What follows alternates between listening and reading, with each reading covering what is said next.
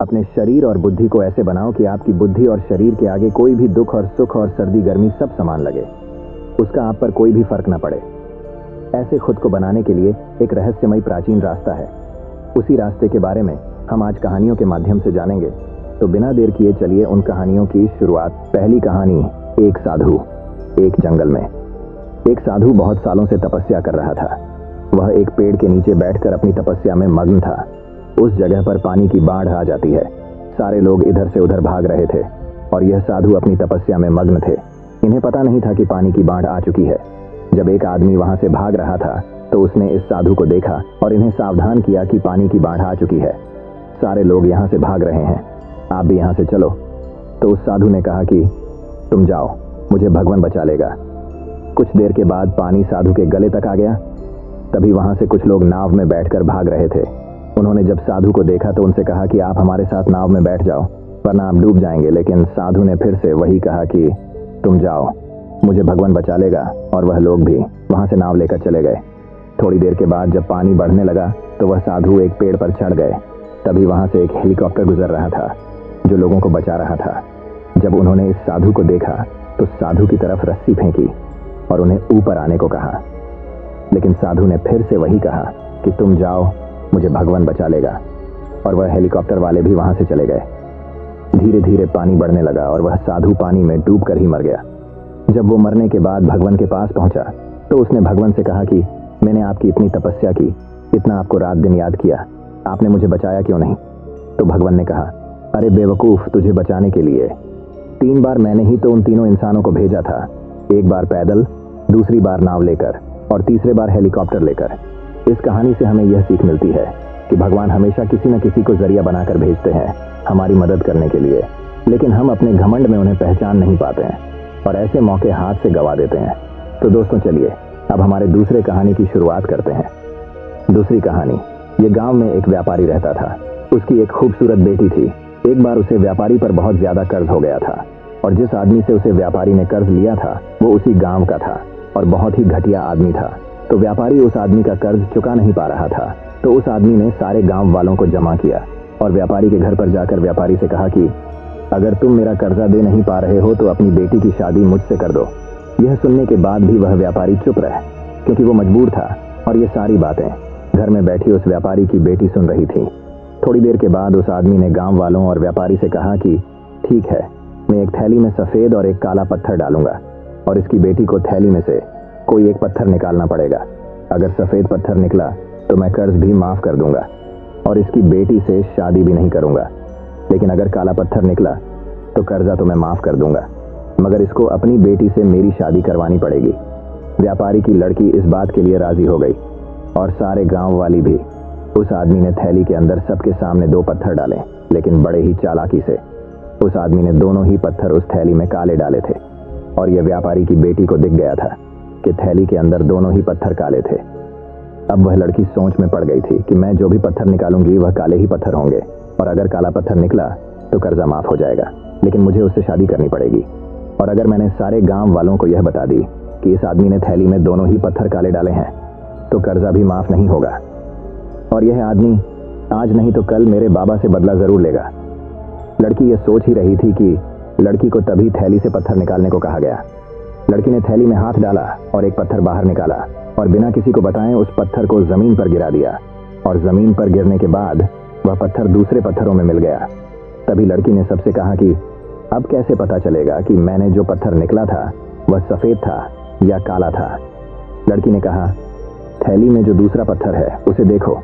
अगर थैली में सफेद पत्थर है तो मैंने काला पत्थर निकला था और अगर थैली में काला पत्थर है तो मैंने सफेद पत्थर निकला था और थैली में तो सिर्फ काले ही पत्थर थे। और सभी गांव वालों ने यह समझ लिया कि लड़की ने जो पत्थर निकला था वह सफेद था, इसलिए व्यापारी का कर्ज भी माफ हो गया और उसकी बेटी को उस आदमी से शादी भी नहीं करनी पड़ी। जिंदगी में इंसान कई बार मजबूर हो जाता है और उसके सामने जो हालत होती है उसे उसी के हिसाब से चलना पड़ता है। इस कहानी से हमें यह सीख मिलती है, जब भी आप मजबूर हो जाओ और मजबूरी में आपका कोई फायदा उठाना चाहता हो, 2 इनोसेंट मत बनो, बल्कि अपने दिमाग का इस्तेमाल करो। जितने इनोसेंट बनने की कोशिश करोगे लोग उतना ज्यादा आपको चीट करेंगे। अब इसका मतलब ये नहीं कि आप लोगों को गालियां देना ही शुरू कर दो, बल्कि इसका मतलब ये है कि आप समंदर की तरह बनो। मतलब ये है कि आप समंदर की तरह खामोश रहो, लेकिन उसकी गहराई की तरह अपने दिमाग में नॉलेज रखो। तो दोस्तों चलिए अब हमारे तीसरी कहानी की शुरुआत करते हैं। तीसरी कहानी, जिंदगी की परेशानियां। एक वक्त की बात है, एक गांव में एक 10-12 साल का लड़का अपने माता पिता के साथ रहता था। कई सालों के बाद वह लड़का अपने दादाजी के गांव जाता है। वहां जाकर वह हर समय अपने दादाजी के साथ खेलता है। खेलते खेलते एक दिन उसने अपने दादाजी से कहा कि दादाजी, जब मैं बड़ा हो जाऊंगा तो मैं बहुत ज्यादा सक्सेसफुल बनकर दिखाऊंगा। क्या आप मुझे कामयाब बनने के लिए कुछ तरीके बता सकते हैं? हेलो। उसके दादाजी मुस्कुराते हुए उसकी तरफ देखते हैं और उसे कहते हैं हाँ, और वह उसे एक पौधों की दुकान पर ले जाते हैं। यहाँ पर छोटे छोटे पौधे मिलते थे। वहां से उसके दादाजी 2 छोटे पौधे खरीदने हैं और वापस घर आ जाते हैं। घर आने के बाद वह उनमें से एक पौधे को बड़े से गमले में लगा देते हैं और उस गमले को घर के अंदर रख देते हैं और दूसरे पौधे को वह घर के बाहर लगा देते हैं। फिर वह अपने पोते से पूछते हैं कि तुम्हें क्या लगता है कौन सा पौधा फ्यूचर में अच्छे से बड़ा हो पाएगा? बच्चों ने थोड़ा सा सोचा और अपने दादाजी से कहा कि हमने घर के अंदर जो पौधा लगाया है वह अच्छे से बड़ा हो पाएगा, क्योंकि वह घर के अंदर हर प्रॉब्लम से बचा रहेगा, और जो पौधा हमने बाहर लगाया है उसे बहुत सी चीज़ों का खतरा है, जैसे कि सूरज की तेज करने, आंधी, तूफान, तेज बारिश और जानवरों से भी उस पौधे को खतरा है। उसके दादाजी ने मुस्कुराया और उससे कहा कि फ्यूचर में देखते हैं इन दोनों पौधों के साथ क्या होता है।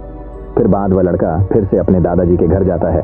4 दादाजी को देखने के बाद वह फिर से उनसे पूछता है कि दादाजी, लास्ट टाइम मैंने पूछा था कि जिंदगी में सक्सेसफुल कैसे होते हैं, लेकिन आपने मुझे कुछ नहीं बताया था, लेकिन अब आपको मुझे बताना ही पड़ेगा। उसके दादाजी ने मुस्कुराते हुए उससे कहा जरूर, लेकिन सबसे पहले हम उन 2 पौधों को देखते हैं जो हमने कुछ साल पहले लगाया था।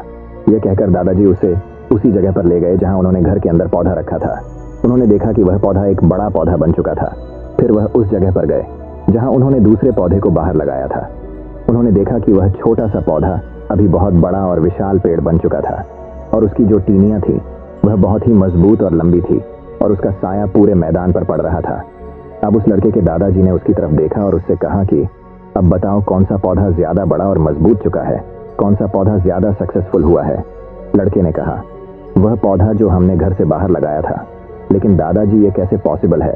इस पौधे ने कई डेंजर सिचुएशन सही होगी, इस पर कई प्रॉब्लम्स आई होंगी, लेकिन फिर भी यह पौधा इतना बड़ा पेड़ कैसे बन गया?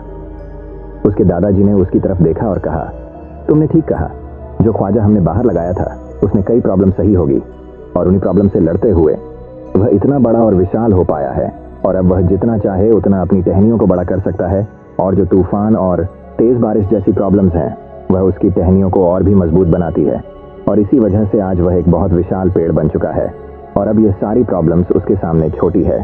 फिर उसके दादाजी ने उसकी तरफ देखा और उससे कहा कि बेटा, एक चीज़ हमेशा याद रखना, जब तक तुम अपनी लाइफ में स्ट्रगल नहीं करोगे, जब तक तुम डिफ़िकल्टीज से नहीं गुजारोगे, तब तक तुम अपनी लाइफ में सक्सेस को हासिल नहीं कर सकते हो। अगर तुम अपनी लाइफ में हमेशा कंफर्टेबल चॉइस ही रखोगे तो तुम अपनी लाइफ में उतना तरक्की नहीं कर पाओगे जितना तुम कर सकते हो, और अगर तुम हर प्रॉब्लम के लिए तैयार रहोगे, हमेशा स्ट्रगल के लिए रेडी रहोगे, तो फिर किसी भी मंजिल को पाना तुम्हारे लिए नामुमकिन नहीं होगा, और फिर बड़ी बड़ी प्रॉब्लम्स तुम्हें छोटी लगने लगेंगी। ये सुनने के बाद उसे लड़के ने एक गहरी सांस ली और फिर उसे विशाल और बड़े पेड़ की तरफ वह देखने लगा। उसके दादाजी के शब्द उसके दिमाग में घूम रहे थे। दोस्तों, प्रॉब्लम्स, रुकावट और डिफ़िकल्टी, इन चीज़ों को हम अपनी ज़िंदगी के दुश्मन समझते हैं, लेकिन यही रुकावटें, यही डिफ़िकल्टी हमें स्ट्रांग बनती है और हमारी ज़िंदगी में हमें ज़्यादा सक्सेसफुल बनाती है। किसी ने कहा है कि अगर तुम्हारे लाइफ में कोई प्रॉब्लम नहीं आ रही है तो समझ जाओ कि आप गलत ट्रैक पर हो। तो दोस्तों चलिए अब हमारे चौथी कहानी की शुरुआत करते हैं। चौथी कहानी, एक चिड़िया थी। उस चिड़िया ने अपना घोंसला किसान के खेत में बनाया था। कुछ दिनों बाद उस चिड़िया ने 2 अंडे दिए। कुछ दिनों के बाद उन अंडों में से 2 बच्चे निकले। अब चिड़िया रोज सुबह अपने बच्चों के लिए दाना चुगने के लिए जाती और शाम को वापस आती। अब हर रोज ऐसे ही होने लगा था। चिड़िया सुबह जाती और शाम को वापस आती। कई दिनों तक ऐसे ही चलता रहा। एक दिन जब चिड़िया अपने बच्चों को घोंसले में छोड़कर दाना चुगने के लिए गई थी तो उस खेत का मालिक वहां पर आता है और कहता है कि यहाँ पर तो बहुत सारी फसल बढ़ चुकी है, कल अपने बेटों को बोलकर इसको कटवा दूंगा। ये बोलकर उस खेत का मालिक वहां से चला जाता है। ये बात चिड़िया के बच्चों ने सुन ली थी। जब शाम को चिड़िया वापस आई, उसके बच्चों ने अपनी माँ से कहा कि आज खेत का मालिक आया था और वह कह रहा था कि कल अपने बेटों को बोलकर फसल कटवा दूंगा, और जब फसल कटेगी तो हमारा घोंसला भी टूट जाएगा। हमें आज ही अपना घोंसला यहाँ से ले जाना चाहिए। ये सब बातें चिड़िया सुनी और अपने बच्चों से कहा कि तुम दोनों बेफिक्र होकर सो जाओ, कल ऐसा कुछ नहीं होगा। और गजब की बात यह हुई, कल सच में ऐसा कुछ नहीं हुआ। लगभग 1 हफ्ता गुजरने के बाद उस खेत का मालिक फिर आया और फसल को देखकर उसने फिर से वही कहा कि अब तो फसल काफी ज्यादा बढ़ चुकी है, कल तो मेरे नौकरों के हाथ से इसे कटवाना ही पड़ेगा। यह बोलकर वहां से चला गया। जब शाम को चिड़िया दाना चुगकर वापस आई, फिर से उसके बच्चों ने उसे कहा कि आज फिर से खेत का मालिक आया था और इस बार तो वह कह रहा था कि कल तो नौकरों के हाथ से फसल काटने ही पड़ेगी। माँ, हमें जल्दी ही अपना घोंसला दूसरी जगह ले जाना चाहिए। फिर से चिड़िया ने अपने बच्चों से कहा कि कल भी ऐसा कुछ नहीं होगा। मेरे बच्चों, तुम बेफिक्र होकर सो जाओ। और कल सुबह सच में ऐसा कुछ नहीं हुआ। फिर लगभग 2 हफ्ते गुजरने के बाद उस खेत का मालिक फिर से अपनी खेत पर आया। उसने कहा कि अब तो कल आकर मुझे ही फसल काटनी पड़ेगी, और यह कहकर वो वहां से चला गया। फिर से जब शाम हुई और चिड़िया अपने घोंसले में आई, उसके बच्चे ने उससे कहा कि आज फिर से खेत का मालिक आया था और अब तो उसने यह कहा है कि कल वह खुद आकर फसल काटेगा। बस यह सुनने के बाद चिड़िया तुरंत अपने बच्चों समेत अपना घोंसला उठाकर बाजू के खेत में लेकर चली गई। जब दूसरा दिन निकला और सुबह हुई तो चिड़िया के बच्चों ने देखा कि वह किसान अपने खेत की फसल काट रहा था। यह देखने के बाद में बच्चों ने अपनी माँ से पूछा कि वह आपको कैसे पता था कि वह खेत का मालिक आज पक्का फसल कटेगा, हालांकि इससे पहले भी वह 2 बार यही कह कर गया था। चिड़िया ने अपने बच्चों की तरफ देखा और कहा, बच्चों, मेरी बात को ध्यान से सुनना। ये जो इंसान है ना, जब तक अपने काम को 2 बार टालता नहीं है तब तक उस काम को हाथ तक नहीं लगाता, फिर चाहे वह कितना भी छोटा काम हो। क्या चिड़िया ने अपने बच्चों से सही कहा? हाँ, बिल्कुल सही कहा। मैं आपको आपकी सबसे बड़ी प्रॉब्लम बताऊं। आपकी सबसे बड़ी प्रॉब्लम क्या है, क्या आपको पता है? तो मेरी बात को ध्यान से सुनना। आपकी सबसे बड़ी प्रॉब्लम ये है कि आपको लगता है कि आपके पास टाइम है। आप ऐसा सोचते हैं कि आपके पास बहुत वक्त है, जबकि इसका उल्टा है। आपके पास टाइम नहीं है, बल्कि आपको देर हो चुकी है। आपने बहुत टाइम कर दिया है, लोग कहां से कहां पहुंच गए हैं और आप अभी भी वहीं बैठकर यही सोच रहे हैं कि आपके पास बहुत टाइम है। इन सब की एक ही प्रॉब्लम है और वह है काम को कल पर टालना। और आज के दौर में हमारी यह आदत बन चुकी है। चाहे वह कितना ही छोटा काम क्यों ना हो, जब तक हम उसे कल पर नहीं टालते हैं तब तक हमें सुकून की नींद नहीं आती। अब काम को कल पर टालते रहते हैं, यह कहकर कि आज मूड नहीं है, इस काम को कल देखेंगे, कल करेंगे, और वह कल कभी आता ही नहीं है। और हम उस काम को भूल जाते हैं अपने दूसरे कामों में। हम अपने दूसरे कामों में बिजी हो जाते हैं। और वह दूसरे काम कौन से हैं? रील्स देखना, सोशल मीडिया चलाना, फालतू के वीडियो देखना, जिन वीडियो का न सर होता है और न पैर, मतलब कि मीनिंगफुल बात तो कुछ होती ही नहीं है उन वीडियो में। इस तरह की वीडियो में हम ना जाने कितना टाइम बर्बाद कर देती है और जो हमारे इंपॉर्टेंट काम होते हैं उन्हें हम भूल जाते हैं। और फिर जब हमें याद आता है आज ही हमें उस काम को करना पड़ेगा, उसके बिना हमारा दूसरा काम नहीं होगा, तब हम उस काम को करते हैं। मतलब यह है कि जब तक हमारे सर पर प्रेशर नहीं आता है तब तक हम उस काम को टालते रहते हैं। काम को टालना ऐसा ही है जैसे क्रेडिट। जब हम कोई चीज़ क्रेडिट पर लेते हैं तो हम उस चीज़ का फ़ायदा तो उठा लेते हैं, लेकिन 1 दिन के बाद, 2 दिन के बाद, हफ्ते के बाद या महीने के बाद हमें उसका बिल पे करना पड़ता है। तो दोस्तों, चलिए अब हमारे 5वीं कहानी की शुरुआत करते हैं। 5वीं कहानी, लोग क्या कहेंगे। एक बार की बात है, एक बाप और बेटा अपने गधे के साथ अपने गांव की तरफ जा रहे थे। बाप ने अपने बेटे को गधे पर बिठाया हुआ था और खुद गधे के साथ पैदल चल रहा था। थोड़ी देर के बाद जब वह दोनों किसी गांव से गुजर रहे थे तो कुछ लोगों ने उन्हें देखा और उन्हें देखकर कहा कि कैसा बेटा है जो खुद गधे के ऊपर बैठा हुआ है और अपने बुजुर्ग आप को पैदल चल रहा है।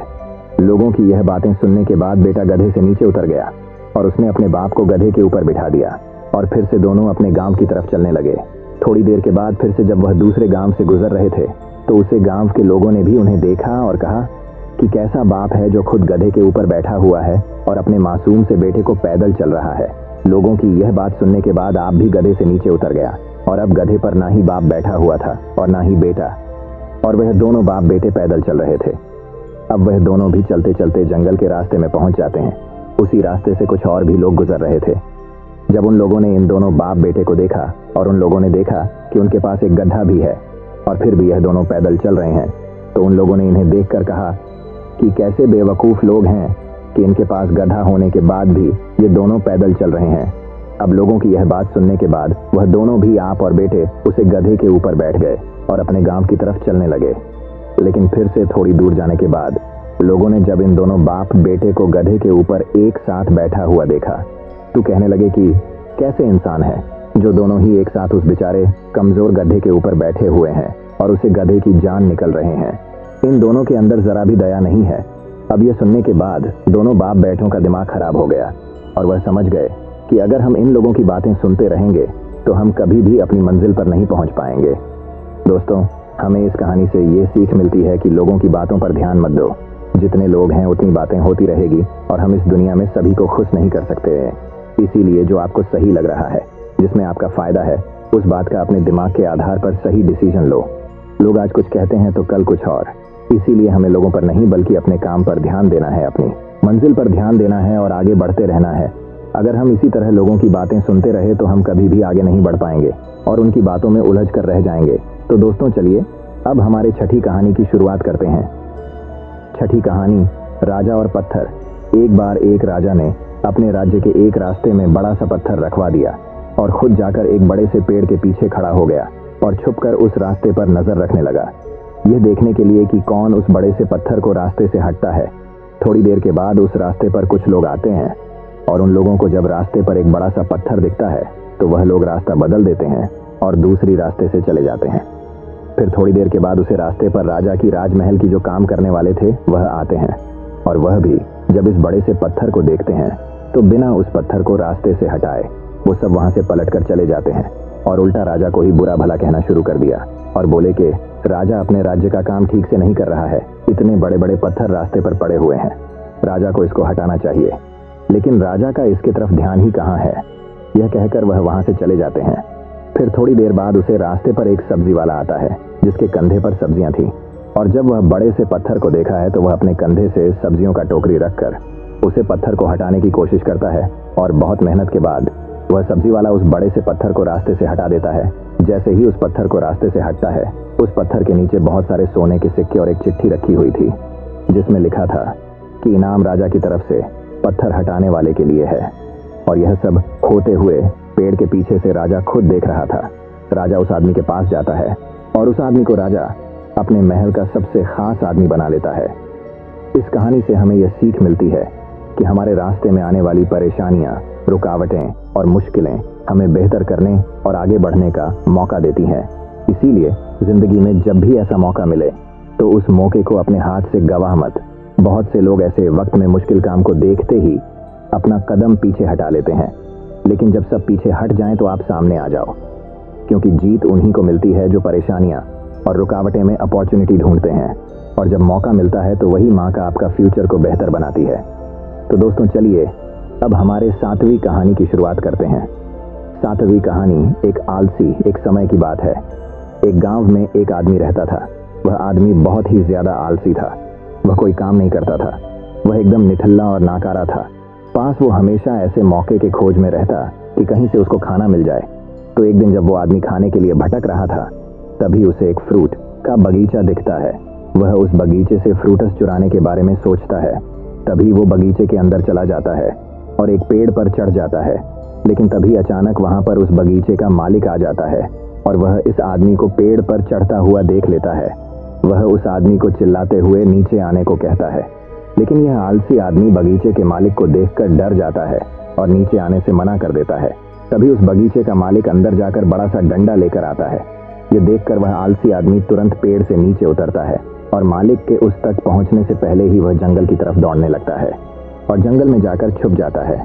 कुछ समय बीतने के बाद वह आलसी आदमी वहां से निकलता है और जंगल के रास्ते से जब वह गांव की तरफ जा रहा था, तभी उसे एक लोमड़ी दिखती है जिसके सिर्फ 2 ही पैर थे और उसके 2 पैर टूटे हुए थे और वह जंगल में रेंगती हुई चल रही थी। यह देखने के बाद वह आलसी आदमी सोचता है कि यह लोमड़ी अब तक इस घने जंगल में जिंदा कैसे है। यह लोमड़ी भाग नहीं सकती, चल नहीं सकती, तो कैसे ही अपने लिए खाने का इंतजाम करती होगी, और कैसी है लोमड़ी अपने आप को इस घने जंगल में दूसरे जानवरों से बचाती होगी। वह आलसी आदमी अभी यह सोच ही रहा था कि तभी अचानक से वहां पर शेर आ जाता है जिसके मुंह में मांस का एक टुकड़ा था और वह शेर उस अपाहिज लोमड़ी की तरफ बढ़ रहा था। शेर को देखकर दूसरे सारे जानवर वहां से भाग जाते हैं और अब वहां पर सिर्फ वह अपाहिज लोमड़ी रह जाती है और वह आलसी आदमी भी अपनी जान बचाने के लिए एक पेड़ पर चढ़ जाता है। और फिर जो होता है उसे देखकर वह आलसी आदमी हैरान हो जाता है। वह शेर उसे गोश्त के टुकड़े को उस लोमड़ी के सामने छोड़ देता है और वहां से चला जाता है। अब वह लोमड़ी उस गोश्त के टुकड़े को खाने लग जाती है। आलसी आदमी यह देखकर हैरान हो जाता है और ऊपर वाले का प्लान देखकर वह मन ही मन खुश भी हो जाता है। और तभी वह सोचता है कि ईश्वर के पास सबके लिए कोई ना कोई प्लान होता ही है, और अगर ईश्वर के पास इस लोमड़ी के लिए प्लान है तो जरूर मेरे लिए भी उसके पास कोई ना कोई प्लान जरूर होगा। और तभी वह आलसी आदमी रोड के साइड में एक बड़ा सा पेड़ देखकर उसके नीचे बैठ जाता है, यह सोचकर कि मेरे लिए भी कोई ना कोई खाना लेकर जरूर आएगा। वह आदमी 2 दिन तक उस जगह पर बैठकर इंतजार करता है, लेकिन कोई भी उसके लिए खाना लेकर नहीं आता। आखिरकार जब उसे भूख बर्दाश्त नहीं होती है तो खुद ही खाने की तलाश में निकल पड़ता है। वह रास्ते से जा ही रहा था कि तभी उसे रास्ते में एक बुजुर्ग आदमी मिलते हैं। वह आलसी आदमी उन बुजुर्ग से कहता है कि मुझे भूख लगी है, आपके पास कुछ खाने के लिए है तो मुझे दे दो। तभी वह बुजुर्ग आदमी उसको कुछ खाने और पीने को दे देते हैं। खाना खाने के बाद वह आलसी आदमी उन बुजुर्ग से कहता है कि मैं 2 दिन पहले जो देखा आप उस पर विश्वास नहीं करेंगे। मैं जंगल में एक अपाहिज लोमड़ी को देखा जिसे खुद शेर गोश्त लाकर दे रहा था खाने के लिए। मैंने सोचा कि ईश्वर के पास मेरे लिए भी कोई ना कोई प्लान जरूर होगा, लेकिन ईश्वर ने उस लोमड़ी पर अपनी दया दिखाई और मुझ पर नहीं। मेरे लिए कोई भी खाना लेकर नहीं आया और आखिरकार मुझे ही खुद खाने की तलाश में निकलना पड़ा। उस आलसी आदमी ने उन बुजुर्ग आदमी से पूछा कि मेरे साथ ही ईश्वर ने ऐसा क्यों किया। तभी उन बुजुर्ग आदमी ने मुस्कुराते हुए कहा, यह सच है कि ईश्वर के पास सभी के लिए कोई ना कोई प्लान तो जरूर होता है और तुम्हारे लिए भी है, लेकिन तुमने उसे गलत तरीके से समझ लिया। वह तुम्हें लोमड़ी नहीं बल्कि वह तुम्हें उस शेर की तरह बनाना चाहता था। दोस्तों, इस कहानी से हमें यह सीख मिलती है कि अगर हम हमारी लाइफ को ध्यान से देखें तो हमें यह पता चलेगा कि जिंदगी सबक से भरी पड़ी है और हर एक मोमेंट का एक डीप मीनिंग होता है।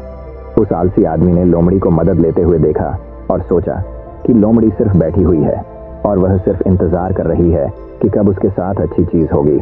लेकिन वह आदमी यह भूल गया था कि वह लोमड़ी मजबूर थी, लेकिन हम उस लोमड़ी की तरह मजबूर और लाचार नहीं है। ऊपर वाले ने हमें एबिलिटी दी है अपना काम करने की, बिल्कुल उस शेर की तरह। हमारे पास भी खुद की स्ट्रेंथ और कैपेबिलिटी है हमारी सिचुएशन को बदलने की, लेकिन उसके लिए आपको एफर्ट्स लेने पड़ेंगे, एक्टिव बनना पड़ेगा, तभी आप उस शेर की तरह बन पाएंगे।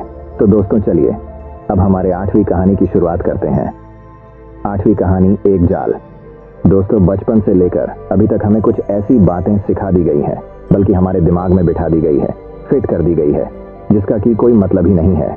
और यह बातें हमें हमारी स्कूल में, हमारे घर पर, बल्कि हर जगह सुनाई देती है। वह कौन सी बातें हैं, कौन सी ऐसी बात की मैं बात कर रहा हूँ, वह आपको इस कहानी में सब कुछ समझ में आ जाएगा। एक बार एक पिंजरे में कुछ बंदरों को डाल दिया जाता है और उस पिंजरे में एक सीढ़ी लगा दी जाती है। उसके ऊपर कुछ केले लटका दिए गए। जैसे ही उस पिंजरे में कुछ बंदरों को डालते हैं, उनमें से एक बंदर सीढ़ी चढ़ के केले खाने की कोशिश करता है, लेकिन जैसे ही वह सीढ़ी पर कदम रखता है तो उन सब बंदरों के आंख में ठंडा पानी डाल दिया जाता है। इसकी वजह से वो फिर नीचे उतर आता है। फिर उसके बाद एक दूसरा बंदर कोशिश करता है। वह जैसे ही सीढ़ी पर कदम रखता है तो उन तमाम बंदरों पर ठंडा पानी डाल दिया जाता है। अब वह बंदर भी नीचे आ जाता है। सारे बंदरों को अब यह बात समझ में आ जाती है कि सीढ़ी पर चढ़ते ही हमारे ऊपर ठंडा पानी डाला जाता है। फिर कुछ समय बाद उस पिंजरे में से एक पुराने वाले बंदर को निकालकर और एक नए वाले बंदर को डाल दिया जाता है। नया वाला बंदर जैसे ही पिंजरे में जाता है तो उस केले देखता है, और वह बंदर केले खाने के लिए सीढ़ी पर जैसे ही कदम रखता है कि सारे बंदर मिलकर उसकी पिटाई कर देते हैं। बंदर को यह बात समझ में नहीं आती है कि मेरी पिटाई क्यों हुई, इसके पीछे क्या वजह है। बंदर को कुछ समझ में नहीं आता है। फिर थोड़ी देर के बाद उस पिंजरे में से एक पुराने वाले बंदर को निकाल दिया जाता है और फिर एक नए वाले बंदर को डाल दिया जाता है। और उस बंदर को भी जैसे ही पिंजरे में डालते ही उसे केले दिखते हैं, और वो जैसे ही उसको खाने के लिए सीढ़ी में चढ़ने की कोशिश करता है तो सारे बंदर मिलकर उसकी धुलाई कर देते हैं। और धुलाई करने वाले बंदरों में से वह बंदर भी शामिल होता है जो पिछली बार पीटा गया था।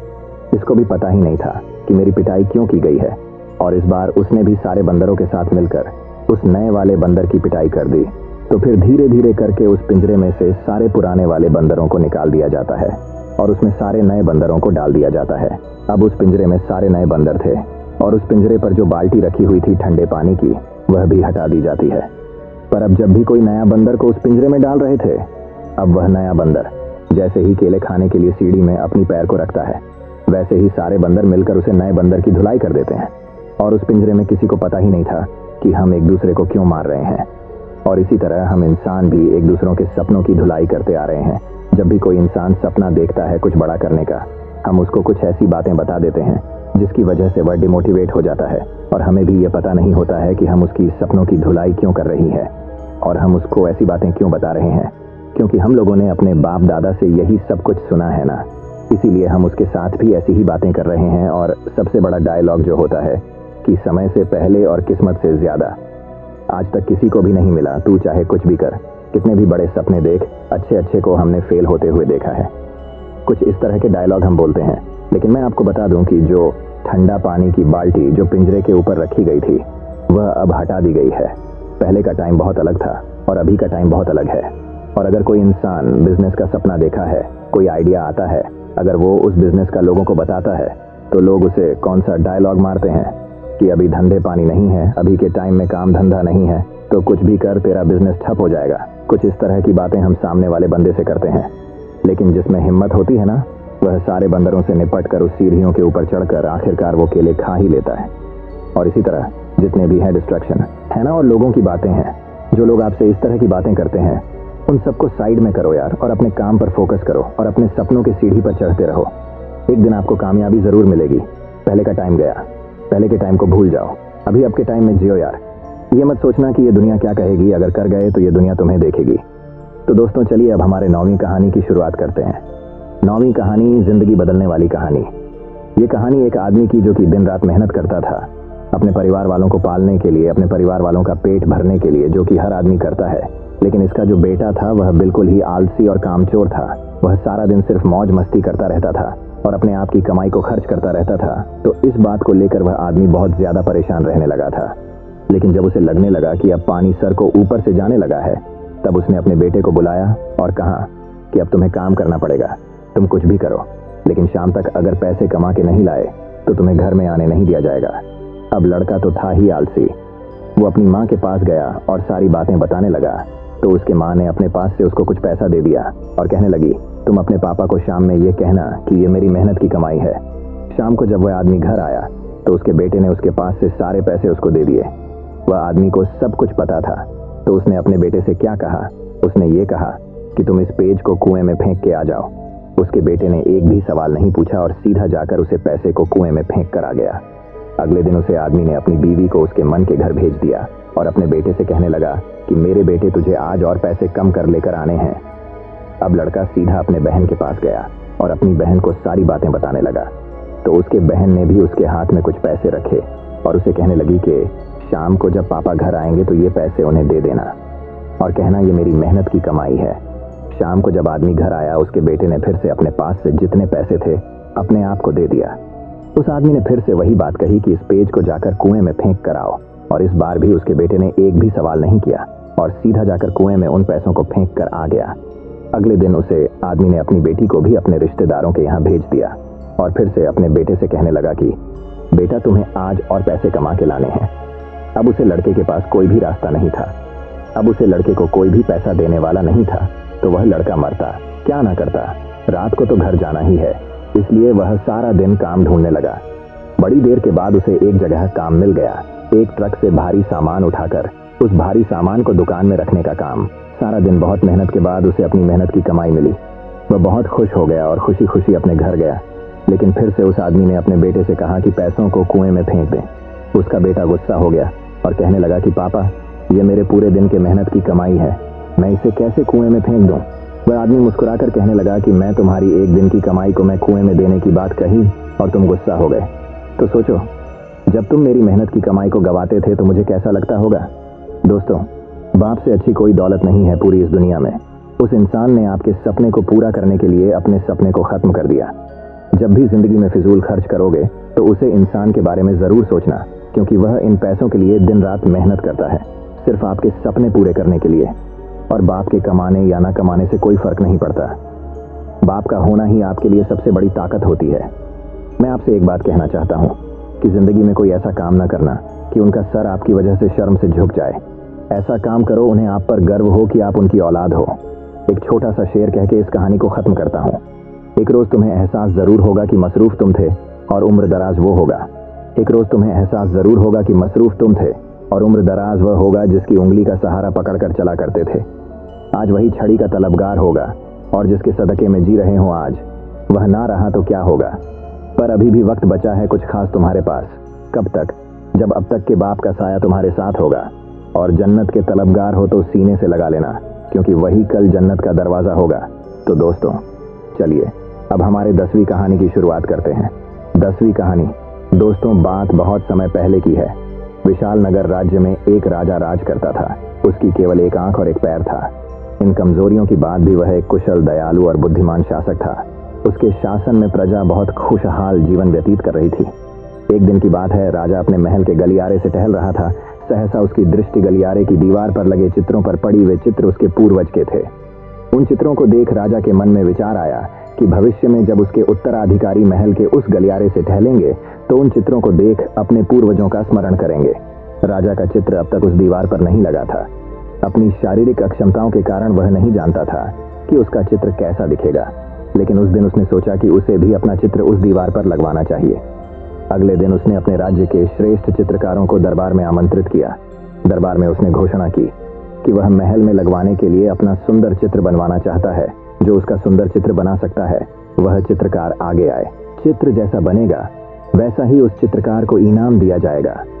दरबार में उपस्थित चित्रकार अपनी कला में निपुण थे, लेकिन राजा की घोषणा सुनने के बाद वे सोचने लगे कि राजा तो काना और लंगड़ा है, ऐसे में उसका सुंदर चित्र कैसे बन पाएगा।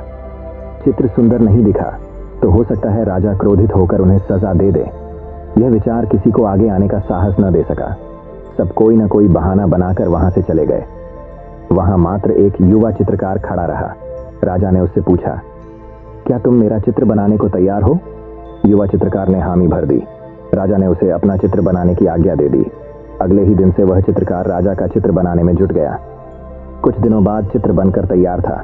जब चित्र के अनावरण का दिन आया तो दरबार में दरबारी सहित वे सभी चित्रकार भी उपस्थित हुए, जिन्होंने राजा का चित्र बनाने से इनकार कर दिया था। सभी उत्सुकता से चित्र के अनावरण की प्रतीक्षा कर रहे थे। जब चित्र का अनावरण हुआ तो राजा सहित सबके मुंह खुले के खुले रह गए। चित्र बहुत ही सुंदर बना था। उस चित्र में राजा दोनों तरफ पैर कर घोड़े पर बैठा हुआ था, जिसे एक ओर से चित्रित किया था और उसमें राजा का एक ही पैर नजर आ रहा था। साथ ही राजा धनुष चढ़ाकर एक आंख बंद कर निशाना साध रहा था, जिससे उसके काने होने की कमजोरी छुप गई थी। यह चित्र देख राजा बहुत प्रसन्न हुआ। चित्रकार ने अपनी बुद्धिमत्ता से उसकी अक्षमताओं को छुपाकर एक बहुत सुंदर चित्र बनाया था। राजा ने उसे पुरस्कृत करने के साथ उसे अपने दरबार का मुख्य चित्रकार बना दिया। दोस्तों ये कहानी हमें यह शिक्षा प्रदान करती है कि जीवन में आगे बढ़ना है तो हमें सदा सकारात्मक सोच रखना चाहिए। विषम परिस्थितियों में भी सकारात्मक दिशा में सोचने से किसी भी समस्या का समाधान आसानी से हो जाता है। तो दोस्तों चलिए अब हमारे 11वीं कहानी की शुरुआत करते हैं। 11वीं कहानी वही अब एक और कहानी कुछ इस प्रकार शुरू होती है। प्राचीन समय की बात है। रमन नगर राज्य में एक राजा राज करता था। उसका राज्य खुशहाल था। धन धान्य की कोई कमी नहीं थी। राजा और प्रजा खुशी खुशी अपना जीवन यापन कर रहे थे। एक वर्ष उस राज्य में भयंकर अकाल पड़ा। पानी की कमी से फसलें सूख गईं। ऐसी स्थिति में किसान राजा को लगान नहीं दे पाए। लगान प्राप्त न होने के कारण राजस्व में कमी आ गई और राजकोष खाली होने लगा। ये देख राजा चिंता में पड़ गया। हर समय वह सोचता रहता कि राज्य का खर्च कैसे चलेगा। अकाल का समय निकल गया। स्थिति सामान्य हो गई, किंतु राजा के मन में चिंता घर कर गई। हर समय उसके दिमाग में यही रहता कि राज्य में पुनः अकाल पड़ गया तो क्या होगा। इसके अतिरिक्त भी अन्य चिंताएं उसे घेरने लगी। पड़ोसी राज्य का भय, मंत्रियों का षड्यंत्र जैसी कई चिंताओं ने उसकी भूख, प्यास और रातों की नींद छीन ली। वह अपनी इस हालत से परेशान था, किंतु जब भी वह राजमहल के माली को देखता तो आश्चर्य में पड़ जाता। दिन भर मेहनत करने के बाद वह रूखी सूखी रोटी भी छक्कर खाता और पेड़ के नीचे मजे से सोता। कई बार राजा को उससे जलन होने लगती। एक दिन उसके राज दरबार में एक सिद्ध साधु पधारे।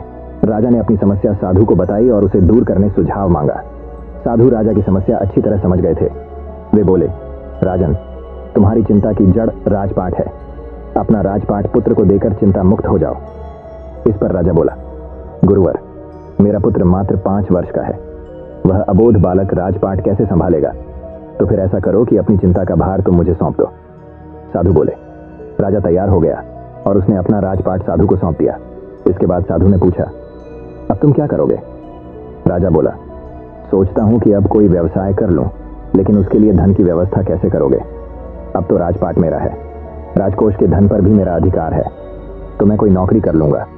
राजा ने उत्तर दिया, ये ठीक है, लेकिन यदि तुम्हें नौकरी ही करनी है तो कहीं और जाने की आवश्यकता नहीं, यही नौकरी कर लो।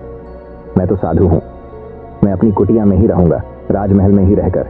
मेरी ओर से तुम ये राजपाट संभालना। राजा ने साधु की बात मान ली और साधु की नौकरी करते हुए राजपाट संभालने लगा। साधु अपनी कुटिया में चले गए। कुछ दिन बाद साधु पुनः राजमहल आए और राजा से भेंट कर पूछा, कहो राजन, अब तुम्हें भूख लगती है या नहीं, और तुम्हारी नींद का क्या हाल है? गुरुवर, अब तो मैं खूब खाता हूं और गहरी नींद सोता हूं। पहले भी मैं राजपाट का कार्य करता था, अब भी करता हूं, फिर यह परिवर्तन कैसे, ये मेरी समझ के बाहर है। राजा ने अपनी स्थिति बताते हुए प्रश्न भी पूछ लिया। साधु मुस्कुराते हुए बोले, राजन, पहले तुमने काम को बोझ बना लिया था और उस बोझ को हर समय अपने मांस पटल पर ढोया करते थे, किंतु राजपाट मुझे सौंपने के उपरांत तुम समस्त कार्य अपना कर्तव्य समझकर करते हो, इसलिए चिंता मुक्त हो। दोस्तों, ये कहानी हमें यह शिक्षा प्रदान करती है कि जीवन में जो भी कार्य करें अपना कर्तव्य समझकर करें, न कि बोझ समझकर। यही चिंता से दूर रहने का एकमात्र आसान तरीका है। दोस्तों, मैं उम्मीद करता हूँ कि यह कहानी सुनने से आपके जीवन में अच्छे बदलाव आए होंगे। बाकी अगर आपको ये वीडियो दिल से अच्छी लगी हो तभी इस वीडियो को लाइक कर देना, और आपने अब तक इस चैनल को सब्सक्राइब न किया हो तो चैनल को सब्सक्राइब भी जरूर कर देना।